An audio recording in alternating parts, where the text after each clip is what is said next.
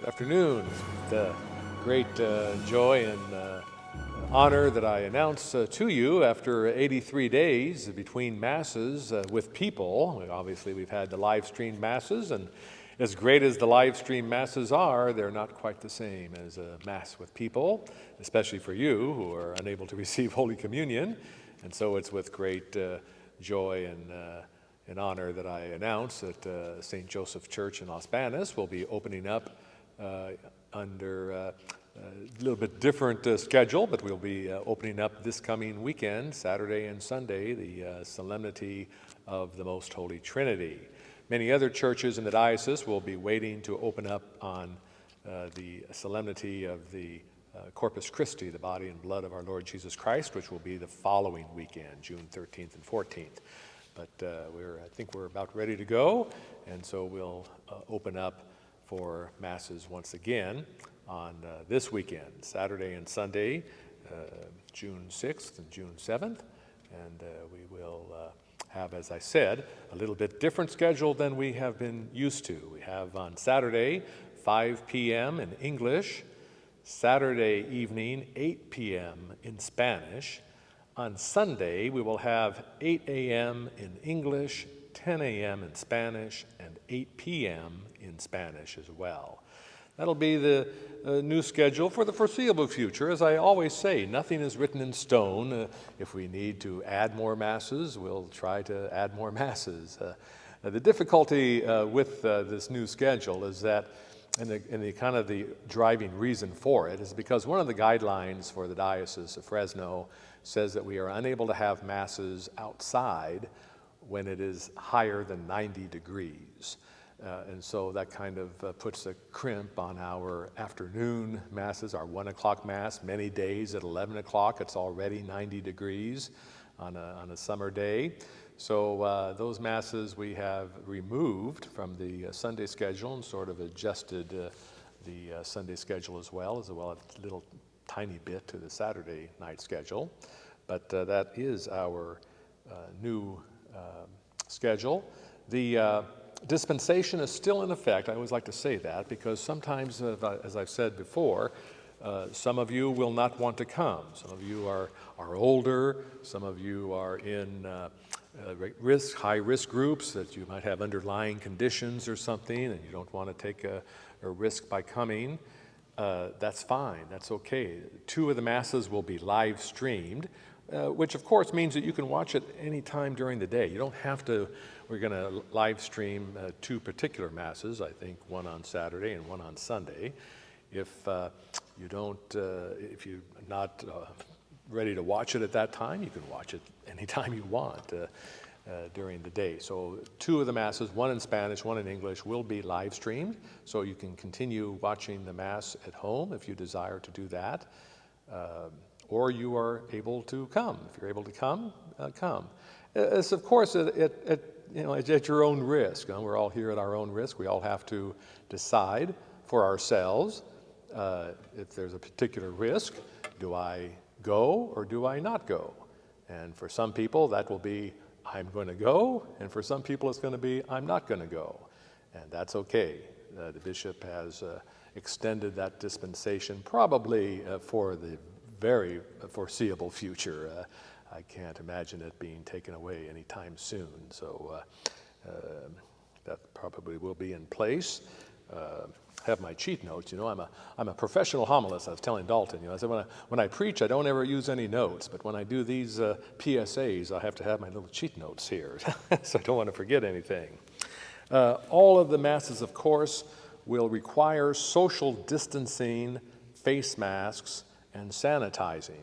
Everyone, no matter whether we are inside the church, which we will probably be more often at the Saturday evening Mass at 5, not this weekend. All the Masses outside this weekend, every Mass. But when it starts getting to be over 90, which at 5 o'clock it almost always is in the summertime, those Masses at 5 o'clock will be here in the church, which means maybe less will be able to come. The reason we have the Masses outside is because we are limited here to only 100 people. And outside you can have some more people that come. If we're outside, number one, scientists. I read all the time. I read every day. I receive bulletins from the Merced County Department of Health, and I have done so throughout this whole time. So the transmission of COVID-19 is less when we are outside, even though we still have to socially distance and have the mask, but it's less risk of transmitting it. And so that's why we have the masses outside, so that it's a less risk, and also we are able to have a larger crowd, a larger congregation. And so for the masses this weekend, once again, if you wish to sit down, the masses will be shorter. I can't guarantee you what time, but I'm hoping that they'll be 30 to 45 minutes long. Even my masses, I know I like to preach and I like to talk. Look how long this PSA is taking.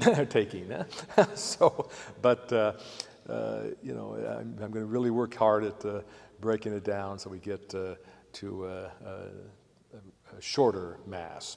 So always try to be on time, because if you come late, you're going to miss mass or you're going to miss a large chunk of it. So try to be on time. This weekend, all masses outside. Bring your chair. Bring your own chairs if possible. If you don't have any chair, there's a couple of them that we have here, but please bring your chairs. Hopefully, for some of you, you'll just be able to stand during the entire time. If not, bring your chair. You'll be sitting down 6 feet apart. Families can sit together. Families don't have to do the 6 feet. Families can be together, but if my family is here and a single person comes up, that single person has to be 6 feet away. And 6 feet in every direction. It's going to be like a flight attendant now. 6 feet in front, 6 feet in back, 6 feet on the side. So it's got to be 6 feet all the way around. So you can't be 6 feet away from your neighbors on the side, but right here to your neighbor in front of you. It's 6 feet to the front, 6 feet to the side, 6 feet to the back. So we will enforce that as much as we can. I mean, we're going to have nobody's going to be down there breathing down your back or whatnot, but it's very, very important to keep social distancing. The three non-negotiables, according to our bishop, are social distancing, 6 feet apart in every direction, masks, and the sanitizing. Those are the three things that will never change until we're out of this COVID-19 risk completely. So no matter how many times this particular number of people change in the church, maybe hopefully the population in the church allowable will go up, but those three things will always be in place, always be in place. So we ask you to bring your chairs. We'll be out by the Our Lady of Fatima basketball court, which has plenty of room. We'll be on the blacktop, and we won't be on the grass. The grass would be even a larger and probably a better place, but the grass has got a lot of gopher holes and whatnot, and it's very unsteady for almost anybody of any age, from children on up. Children will have to stay with their parents during the Mass. We can't have them running around and whatnot. Bathrooms will be open during the Mass. They will be located in the parish hall. Children cannot go to the bathroom on their own. They have to be taken there by their mother or father or older brother or something like that, some family member, because it is quite a distance away from the Mass site. So we don't want anything happening to them. We don't want them to wander away or get lost trying to find their way back or anything like that. So that'll be more explained a little bit at the Masses. But main thing is that we have patience. We have patience with each other. This is a brand new area. In some ways, we have no idea what's going to go on. In another way, we've been meeting for three weeks, a month. We're meeting with English-speaking committee, Spanish-speaking committee. We think we've got a pretty good grip on it, but we're completely in uncharted territory, uncharted waters, as it were. And so if what works this weekend, we'll keep on going. What doesn't work, we'll try to change, and we'll try to change as quickly as we can, so that we don't keep repeating things that don't work, and we keep repeating things that do. So main thing is to just be patient. Just be patient. Don't Got to be kind with one another. We have to practice what Jesus says. We got to do what Jesus says. Love one another as I have loved you. Be patient with one another. Be kind to one another. Forgive one another. We're so joyful that we're going back to Mass, but this is going to be different. It's not going to be the same as it was on March 15th, the last time we had Mass. But it's going to be better than what we've had for the last 83 days. And so that's what we rejoice in, and we thank the Lord for that. I want to thank so many people during this time, but most especially I want to thank Dalton, our seminarian, who has done so much. I can't tell you how I've relied upon him. I was thinking just this morning, I said, gee whiz, Lord, of all the years he could have been assigned here, thanks be to God you assigned him here this year.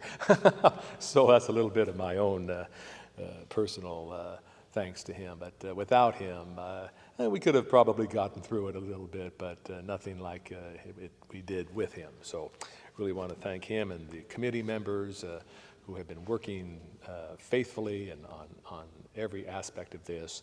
So we're going to go ahead and we're going to begin that Mass. So once again, I know some of the Mass schedules will say, well, man, I used to wake up late. Now I got to wake up early. Or they took away my favorite Mass. Now I have, we all got to sacrifice. We all got to sacrifice. When I think of all the sacrifices that this will require, all I do is take out my rosary and I look at the crucifix. And I think to myself, well, whatever I have to sacrifice, however early I have to get up, or gee, my Mass has been taken away, my favorite one, small potatoes to what the Lord has sacrificed for us. And so we are going to go forward and thank the Lord for this great grace and blessing.